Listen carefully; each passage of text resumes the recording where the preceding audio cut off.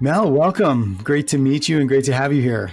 Hi, John. Thanks so much for having me. I'm so excited to be here. So, based on your experience speaking to global audiences, I was wondering if you could just sort of distill for us the things that resonate most with your audiences, if that's possible. I had gone too far in my practices and my routines and really reshift and refocus and retool all the things that I had established in the coaching industry and now really turn them into something that is mine. And as I mentioned before, sustainable and connected to who I am and how I want to create what I want. And if that's all that you see, that's all that you hear, social media is definitely prevalent in that.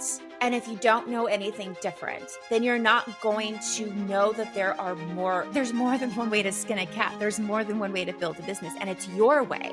And that's what I love utilizing in Holy Space for my clients is looking at the spaces and places they've already invested in financially, emotionally, time-wise, and show them, no, you didn't make a wrong decision. You made the Today's guest is Mel McSherry, an international business and life guide who helps inspired but overwhelmed entrepreneurs honor their lives and become the architects of their own success. Mel uses their spiritual gifts and their 14 plus years of business building experience to slash entrepreneurs' stress and bring their success to life. By merging human design with traditional business development tools, Mel coaches others on how to connect with what they want and implement their strategies and strengths to be profitable every day, mentally, emotionally, and financially. Mel, welcome. Great to meet you and great to have you here. Hi, John. Thanks so much for having me. I'm so excited to be here. Of course. Of course. Thanks for being here. So, I was really interested in talking to you because you're an in-demand speaker. You've given over 200 talks globally. Yeah. So, based on your experience speaking to global audiences, I was wondering if you could just sort of distill for us the things that resonate most with your audiences, if that's possible.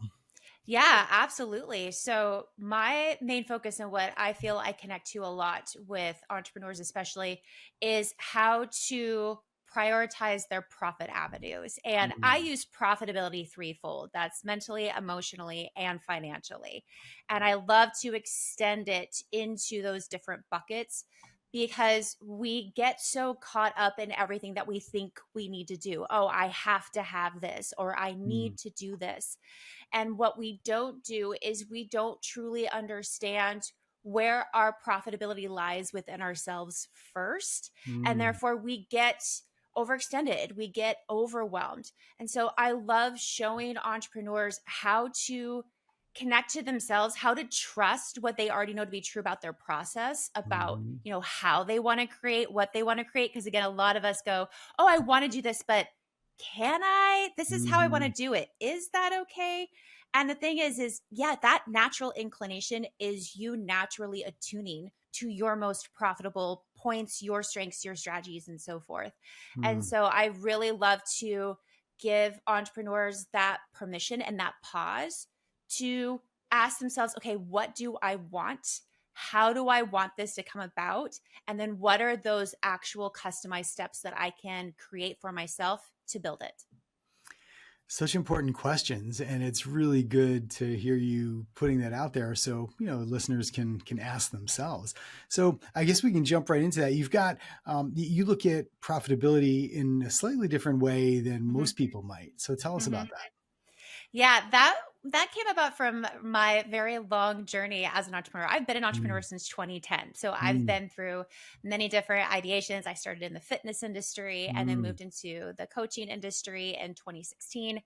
And especially when I moved into the business coaching space, I really subscribed to that mentality of just find the expert, copy and paste. You want to hit this goal by, this date, this goal, six mm. figures, yada, yada, yada, right? A lot of those Yeah, yeah. tactical, traditional milestones. And I fully subscribe to that. And that is why I have been able to achieve a lot of those really on paper successes, like what you mentioned earlier, the fact that I've Mm, spoken over 200 times. However, I was slowly but surely burning out and I didn't mm, know it at the time because I kept thinking, "Oh, but this is working. I'm getting all of these accolades, I'm hitting all these mm. milestones." But internally, nothing felt mine. I Yeah. felt like I had to consistently show up instead of step in. To me, that's two Mm. different things. Mm. And I realized I was putting this mask on myself so I fit the descriptor of quote Mm. unquote woman business owner or quote unquote international speaker. And in 2020, I was at a crossroads where I was trying to figure out, why is this not working? And I realized I was putting that financial first. I was Mm. making that the absolute top goal on my whiteboard. Like, how much did I want to make this month? Ah. All of the numbers to make sure that I hit that goal, right?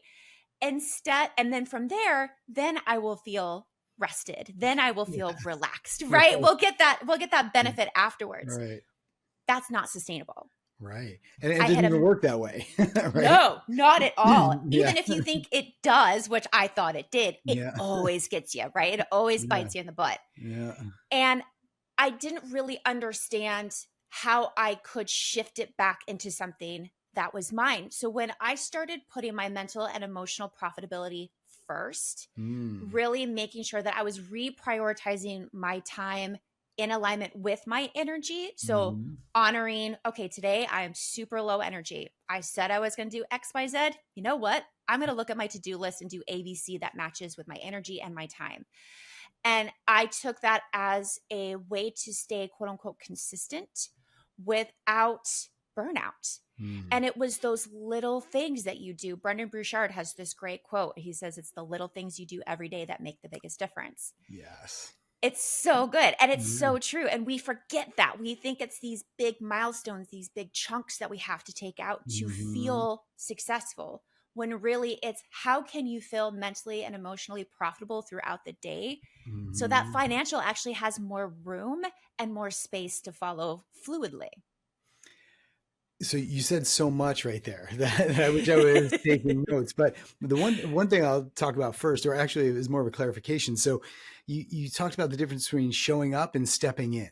Yeah. Elaborate on that a little more for us, because I think that's interesting. I think I get where you're going, but I'd Yeah. like to Yeah. hear your perspective. Yeah. So for me, the difference is, so showing up is how we're trained to be in a space, right? Mhm. So we stand up tall, we have our eyebrows up, we are engaging, like Mhm. we Right. look welcoming, and we're really, like, if you can see right now, I'm just like, this is how I would look. And I would, when I was stepping into any sort of space or coming into a space, I would make sure all of that was on. Yeah. So I was showing up as Mel, or Uh-huh. what they thought Mel is, Right.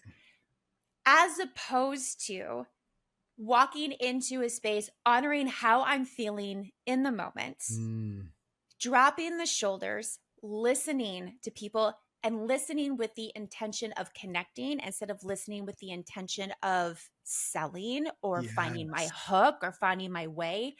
It's more of setting that intention, going into a space and just stepping in and relaxing and trusting yourself, trusting the conversation, and knowing that the right people in that moment will always come find you. So those are the two differences to me. Mm. Showing up is very tactical, is Mhm. very strategic, is very Mhm. planted. Stepping in is very grounded, it's very Mhm. natural, and it's letting, again, that moment teach you in that moment instead of you trying to forecast what that moment can give you. Sounds almost like there's a difference between authenticity and just what you think you should be, or like showing up the way you Exactly. described it is, hey, this is my role. This is this is how I think people are expecting me to be, Yeah. versus just melting into it and saying, hey, this is authentically who I am. This is how I'm going to connect myself. Right. And I Yeah. think that's what people want. Yeah, and it Yeah. debunks that kind of traditional train of dress for the, dress for the part that you want, or dress the thing that you Yeah. want for the job that you want. Dress as you are, and then Hmm. you attract, with the way that you present yourself, the way that you talk, the way that you engage. That's what's actually going to give you those next steps to creating what you want. When you step Yeah. into a space where you are acting out as a part of what you think you need to do, then Hmm. every single one of those relationships, partnerships start off on that shaky level. Hmm. And Yeah. that's exhaustion for you to try to keep that up all the time. So when you just come back to yourself and just come as you are, then you already have this natural sustainability to progress and to build on those proper relationships. Yeah. That definitely makes sense to me for sure. And then you mentioned, you had the whiteboard and you had financial goals and you're going to hit this and you're going to hit that. But the thing that I found interesting, and the thing that I end up speaking to a lot of young entrepreneurs about, excuse me, is the fact that once you reach those goals, that's not going to be what makes you happy, right? Reaching the Mm. goal is going to give you some satisfaction for Mm-hmm. sure, because doing Mm-hmm. hard things is satisfying. Mm-hmm. But because you've got these goals and because you've got a drive, you're going to forget about the one you just reached. You're probably not going to take time to celebrate it. And you're going to set the next one and reach for that. And then you're not going to be happy until you reach that one. But then you're going to reach it and you won't be happy because you've got the next one. Yeah. So I don't know if that's been your experience too. Yeah, it's that Yeah. it's that exhausting vicious cycle. Mm-hmm. And it really doesn't give us the permission to pause in that celebration. And Mm-hmm. it's again, going back to that saying, it's those little things you should Yeah. celebrate, Mm-hmm. because that's what keeps you motivated.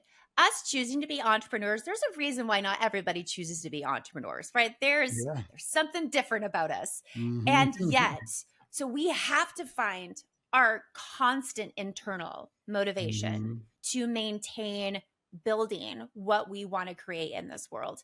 And so you need to find it in the now. You can't just Mm-hmm. wait for it to show up today, tomorrow, because you did, again, X, Y, Z. It's more of that, ooh, I had this really great conversation and that initiated this post, which could create this new offer. And it's Mm-hmm. finding those glimmers. We talk a lot about that, Mm-hmm. inside of a lot of the mental health spaces, of find those glimmers, find those shiny spots that you're like, yeah, Yeah. no, I'm on the right path. I'm doing the thing. So let's stick to that to make sure that that financial flows in.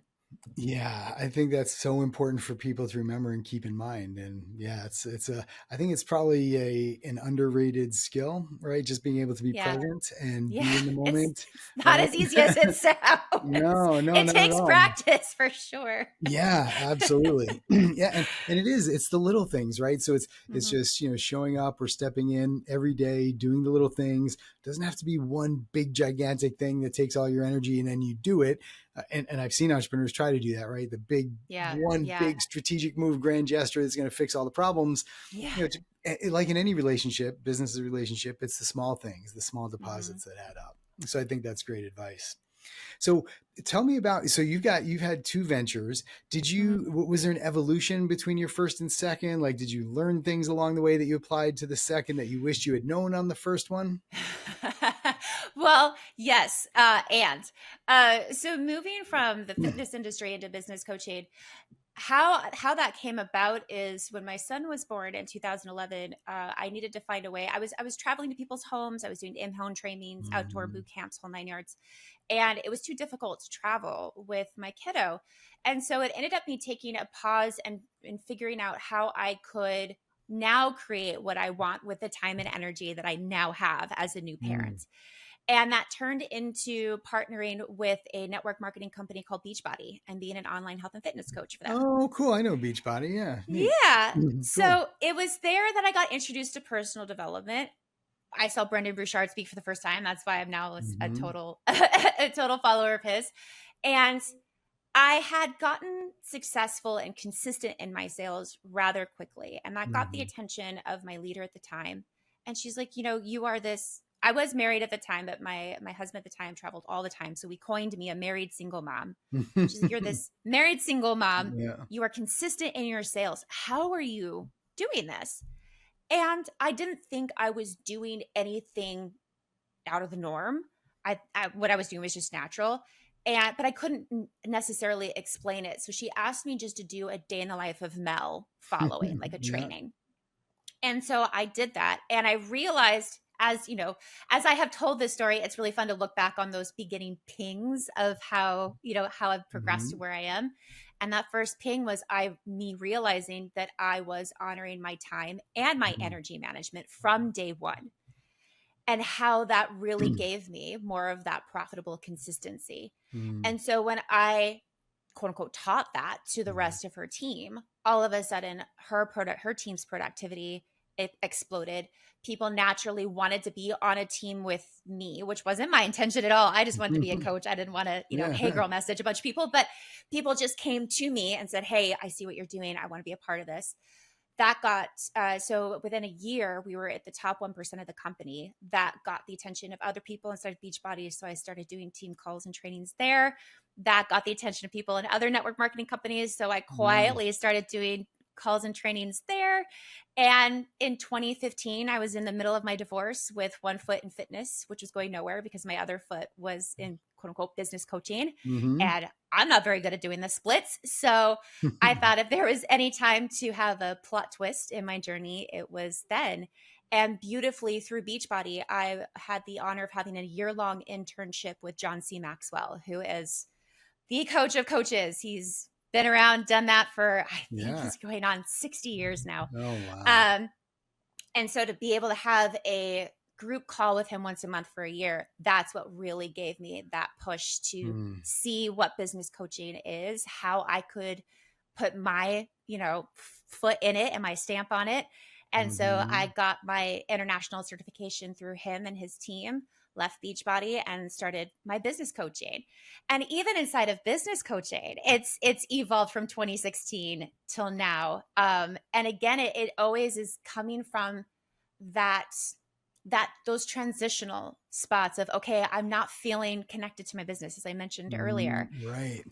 And so it's those prompts that show us we are moving into that next level. And it's being open to that and seeing, and trusting where that has taken me, that has led me now to implementing a really beautiful spiritual tool called human design in partnership with the traditional business and personal development tools and frameworks that I have been utilizing for the last 15 years. That was one of my next questions was about human design. I'm fascinated by it. I love the idea of it. So yeah, tell us more about that. Yeah, so human design is a tool and formula that combines astrology, I Ching, Kabbalah, chakras, and quantum physics. Wow. Yeah, so it's not nothing. And how it's used is it shows you your energetic blueprint. It shows you the profitability in your differentiation in yourself and shows you how to connect to your unique energetic blueprint. It shows you where your energy comes from, how much natural energy you have, how do you make your best decisions, your strategies, your starting points, your stopping points. It really gives you a customized operations manual that validates and confirms what you already knew to be true about, as I mentioned earlier, about how you want to create the business, the money, and the life that you want. And then the awareness of where you've gone too far and the vernacular to advocate yourself because you now know that this is true. So it really helps you look at all of the shoulds and really helps you understand which ones are meant for you and how to customize them to you, because there really is no copy and paste ever. Everybody, to make something successful, even the experts that we follow to this day, they've taken something that they've been taught and they've customized it to work for themselves. Yeah. And I love that example. I think we've gone too far, the fact that then we latch onto that and don't remember to customize. But a lot of the time is because we don't know how. And that's where human design steps in. It shows you how you can truly create what you want in a sustainable and profitable way that is based solely on yourself. So you mentioned a lot of different philosophies there. So Yeah. would you list those again? Because some of the, I really love a lot of what you mentioned, but I want to remember all the ones you said. So yeah.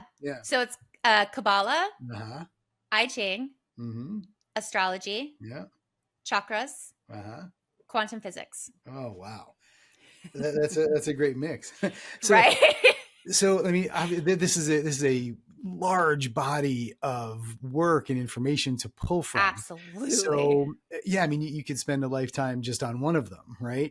So how did all this come together? Like, did you just have an epiphany during a meditation, or was this like a series of did you journal to get to it, or how did all of this come to you? Because it's quite powerful. Well, I wish I could take credit that I brought this forward, but I didn't. This was Okay. actually been created by a gentleman named Ra Ru Aru Okay. in the 70s, actually. So Ah, this has been a practice that has been around for a while.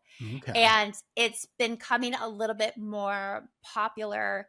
Uh, I would say kind of more in the Instagrammable spiritual space, Sure. so that, Yeah. everybody gets kind of where the vibe is with that. Um, and when it found me, it was actually at a spiritual retreat in 2020, right before lockdown here in Chicago. And Mhm. we were in lockdown forever here. And Yeah. as I've mentioned several times, I was at this crossroads in my business where on paper, crushing it Mhm. internally, dying for lack of a Yeah. better, not to sound dramatic, but it Mhm. was just really feeling uncomfortable. Yeah. And I attended this retreat. One of the attendees was talking about human design. Hmm. Gave me the link to look up my chart. I read my chart and just sobbed because I had it again. It was that validation and confirmation of, oh, I'm not stupid. I'm not Mhm. lazy. I'm not. This Yeah. wasn't outside my comfort zone. This was literally not how I'm designed to create what I want. Oh, that's why that didn't work.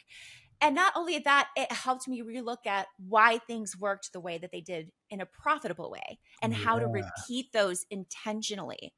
Mm. And it was what I needed to advocate for myself, to really understand where I had gone too far in my practices and my routines, Mhm. and really reshift and refocus and retool all the Mhm. things that I had established in the coaching industry, and now really turn them into something that is mine. And as I mentioned before, sustainable and Mhm. connected to who I am, and how I want to create what I want. Yeah, the whole idea of literally killing yourself for your business, to me, just never made sense, right? And I Yeah. and I had a lot of guilt about that at first. I'm thinking, geez, am I really, optimized as an entrepreneur because I'm not willing to do that, right? Right. Which is Yeah. so you start second guessing. You're like, well, no, I value sleep. Um, Yeah. does that make me a bad entrepreneur? Maybe I'm doing the wrong thing. Maybe I should just go get a job somewhere, right? So you Yeah. do second guess yourself because, all we hear about are the, Google, Facebook, Apple, and Amazons of the world, or the high growth, high potential companies that raise all this funding. But in Right. fact, most companies aren't that. And I think, what you're talking about with human design and optimizing for who you are, I mean, that should be the goal.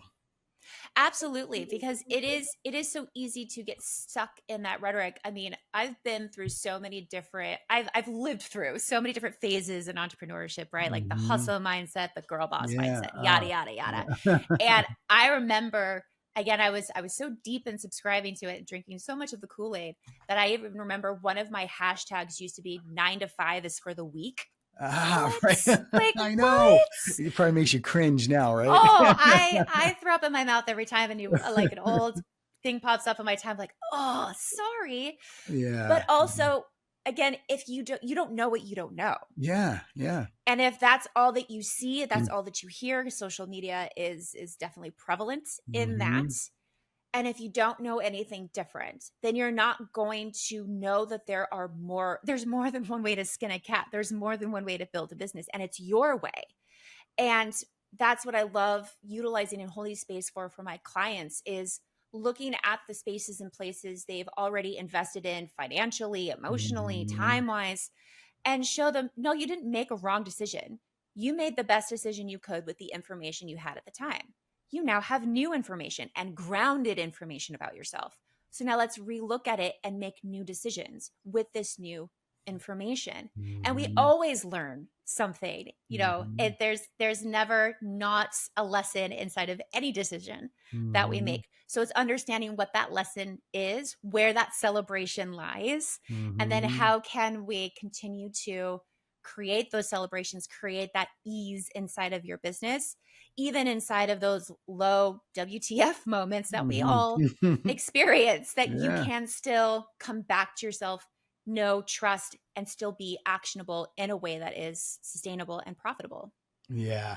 it almost seems to me like if you don't buy into that hype and hustle and grind culture and, 9 to 5 is for the weak, it seems like you're, promoting either being lazy or Yeah. passive or something like that. But in fact, it's not at all. There's a real discipline to it. And it takes a lot to kind of Mhm. to step into that. So, Mhm. yeah. Yeah. And to know that you have one of my favorite quotes as well is you have everything inside of you to answer the call of your soul. You just have to find Hmm. it. Yeah. And we don't take the time to search for it because we don't trust ourselves. And Hmm. that's where human design helps build that trust first. Hmm. And inside of that trust, how to create that practice consistently inside of that trust and Hmm. build on top of that. I mean, going back to Brendan Burchard and the compound effect, it is those little things. And Hmm. when you start from yourself first, it's more instead of just kind of building up almost I see like Jenga when you're trying to like Hmm. take pieces and build part, Yeah. you're actually starting with the roots. You're creating a full foundational building for yourself. And Yeah. that's what human design gives you. It's that blueprint to create those sustainable, profitable foundations. And then as you build each room, you know how to build it, you know where to start, you know where to stop because you have done it through your unique design. And that is probably my biggest wish for my student entrepreneurs that I work with is that they get that and they can follow Mhm. that path, because I think that's where true satisfaction and ultimately joy will come from in engaging in business and entrepreneurship. So I really appreciate that. Yeah. One other thing I wanted to ask you about, well, there's a couple of things, but the next one anyway, is this idea of spiritual gifts. So you talk about Mhm. using your spiritual gifts in business. So Mhm. I don't know, maybe could you share what that might look like in practice or day to day, or give us an example of that? Yeah, absolutely. So I love utilizing tools such as meditation. I do oracle card pulls as well. I love doing new moon and full moon card pulls for myself and my clients. Mm-hmm. But I utilize a lot of those tools. Actually, let me rephrase that. I love that I have all of those tools because I can Mm-hmm. pull from them when Yeah. the client asks for it. Mm-hmm. I'm very open about talking about my spiritual practices and my spiritual tools because that does, set me apart. That introduces you to me from an authentic space, Mm-hmm. and it's not something that I push on people, if that Mm-hmm. makes sense. Yeah, no, yeah, it But does. it's definitely when you find those practices for yourself of how to calm your nervous system, how to calm your Mm-hmm. mind, how to look for those pings, how to look for those, intentions. It really does. It gives you a sense of peace that you really can't, again, find from somebody else. And the way that I love utilizing human design as well is I look at people's charts and it's a way for me to understand them in a way that's not tactical. It's not with an Mm-hmm. angle. I think in coaching as well, I know I was taught to always have a lens, to always have an angle, to always circle it back to, this framework, this foundation, blah, blah, blah, blah. Mm-hmm. And instead, I use human design to really get to know my Mm-hmm. clients and to see them on more of like I guess you could say a 4D level to sound really woo woo, Mm-hmm. but it's that deeper level insight that I see in them. So I can ask them questions and guide them. That's why I actually use the term guide instead of coach now, because Yeah. I'm here to facilitate.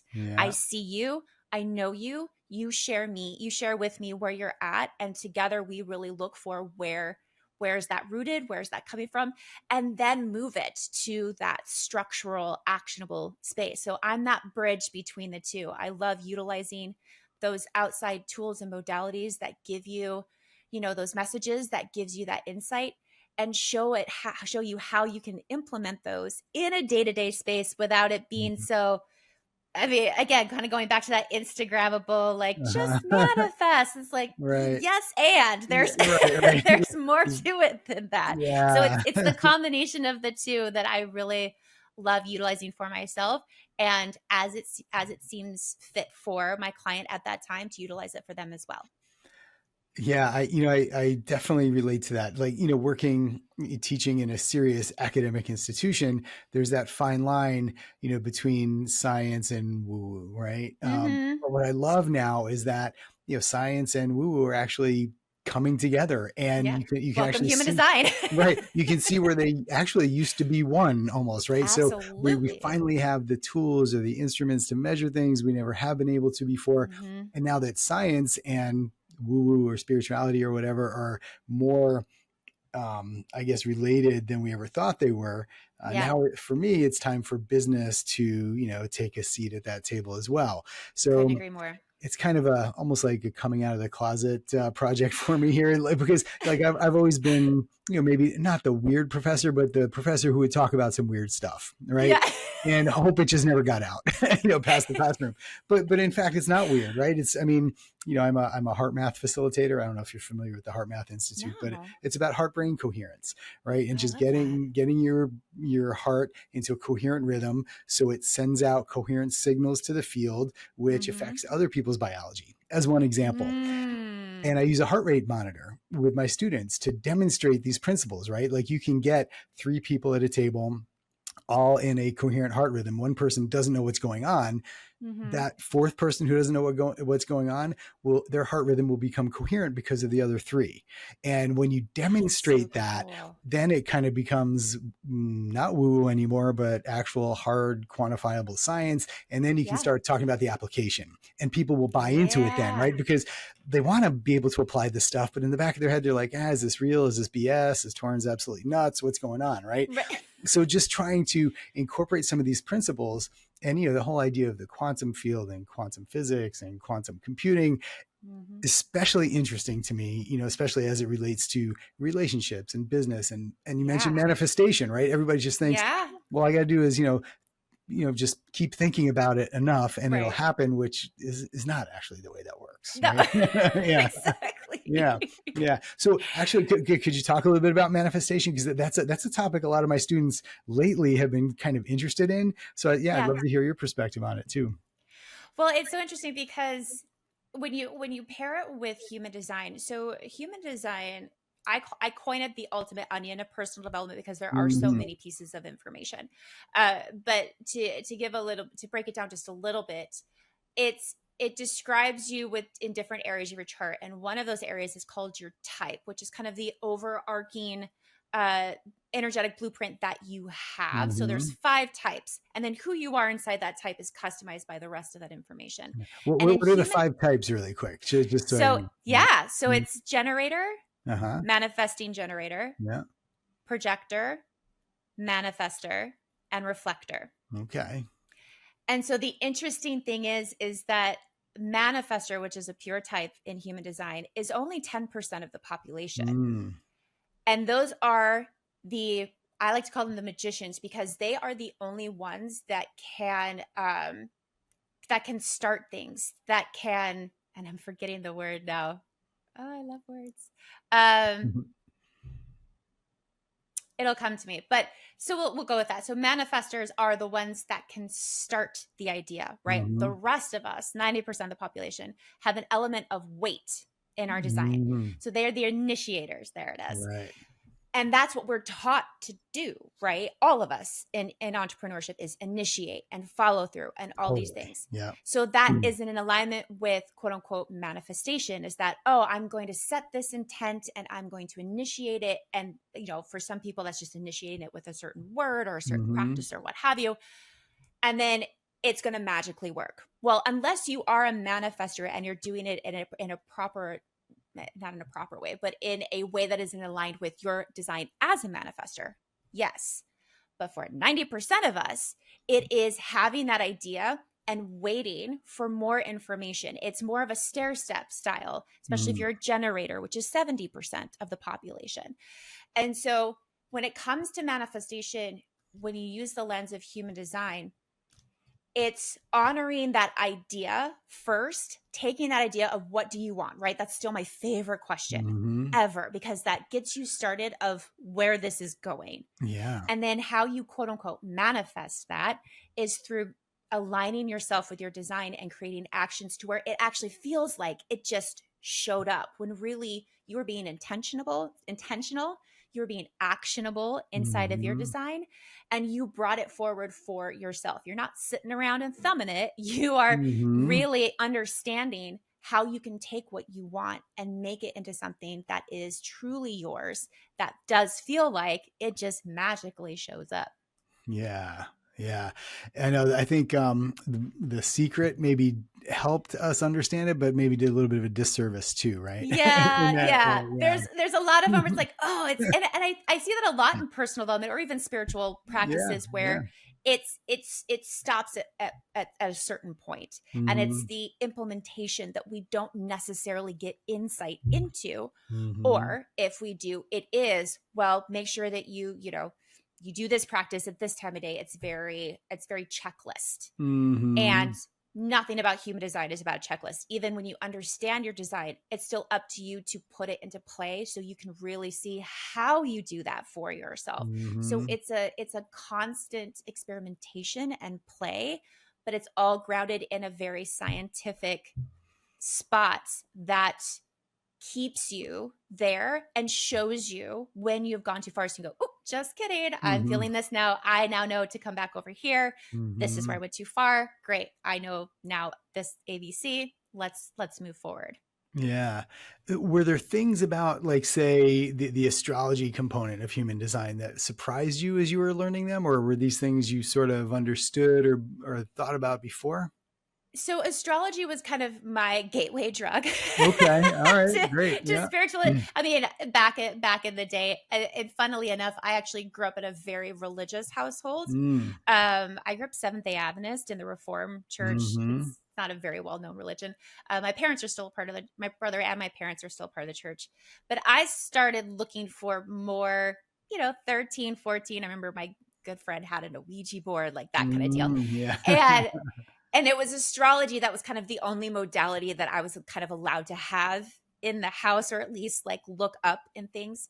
And I it's funny because I'm a Gemini, and even in astrology, those horoscopes, those descriptors are kind of like the types in human design. It's an overarching theme. Right. So it still doesn't give you that customized information. So what I love about human design, and also to take away, not even to dissect the tools that are inside of it, but the tools that are also available, like DISC, strength finders, Mhm. Enneagram, all those things, you can see all of those results layer up. I Mhm. kind of picture it as, the personality tests that I just mentioned are kind of like the top of the iceberg. Mhm. Whereas human design is the bottom of the iceberg. Human design Mm. is why you Yeah. received those results. And even a lot of those results can be attuned from conditioning, from, Mhm. training, trauma, whole nine yards. And human design takes you back to those foundational information so you can actually see where you have conditioned too close to the sun, and Mhm. where you have been utilizing practices that aren't mentally and emotionally profitable. Mhm. And so I love seeing how it plays inside of all of those different areas, with planet transits and all of that Mhm. really gorgeous information, but also, again, gives you that proper and foundational vernacular of the why behind your how. Mhm. Yeah. And that's so important, right? Because if you don't have the Yeah. why, then you Yeah. just, yeah, you don't know, right? Yeah. Yeah, Yeah. exactly. Yeah. So yeah, I just really love the idea of, being profitable mentally, emotionally, financially. That just makes so much sense. And it's one of the reasons I actually started the podcast, is to get that message out there. But I'd like to turn my attention maybe just to a more personal question, if that's okay. Yeah. Absolutely. So I know you're a caregiver, or you're a mom Mhm, to a neurodivergent child. mhm. So how do you, and that's actually my business. We work with young children with disabilities in my company. And we work with parents a lot. So I definitely understand everything that comes along with that. But I'm wondering how you manage your own energy while running a business and raising a child. Because I think that could probably be really instructional and or helpful for people. Yeah, it's like everything else, it is trial and error. So my son Hmm. is autistic and has Hmm. ADHD, so ADHD. Hmm. And he was diagnosed at the age he was recognized for being autistic at the age of 4, officially Hmm. diagnosed at 7, and he will be 14 Oh, wow. this summer. So in the beginning, I didn't blend my energy management with him whatsoever, because Yeah. you're kind of drowning in Right. information. It's a lot of emotions, it's a lot of insight, it's a lot of Hmm. stuff. As he's gotten older and as we've moved into, different sets of learning, of challenges, of, plot twists, it has helped me actually understand him a little bit deeper because I know his Ah. human design. And so Mm. I can see why he makes the decisions the way that he does. And I know a little bit more of how to guide him Yeah.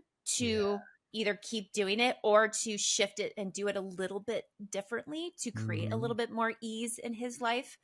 So it gives me a deeper, in-depth look at him. And I actually utilize it a lot with my friends who just had kids. Like, I'm coined the witchy aunt because I'm like, look, this is what, when they're hitting a problem or they're hitting a problem with their kid or something, or backing up against their kid, I can be like, well, this is where this is coming from. This is why they're so independent. This is why Yeah. they need to, experience. And then so you need to let them, find out on their own, but safely.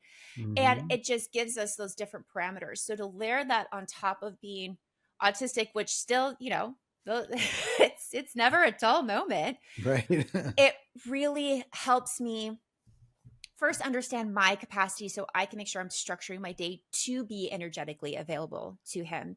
Because Mhm. I am a type that's called a projector. I don't have a lot of natural energy. I Hmm. receive it from others. Ah. So how can I really structure my day when he's at school that I can be mentally and emotionally and Mhm. energetically available to him when he gets home?